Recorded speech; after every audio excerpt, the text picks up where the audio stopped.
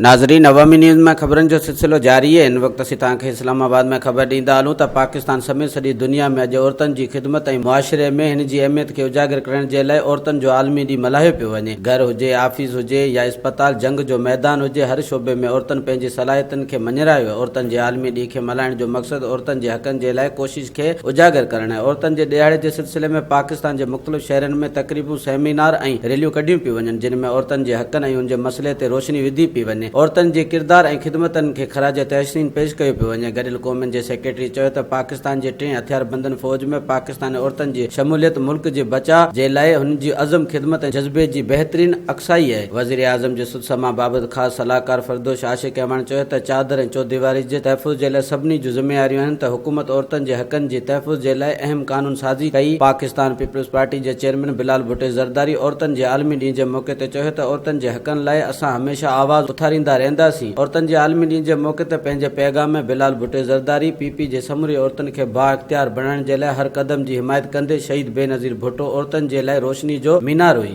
वधीक ख़बरनि ऐं तफ़सील जे लाइ विज़िट कयो असांजी वेबसाइट awamiNewsHD.com ऐं ॾिसंदा रहो अवामी।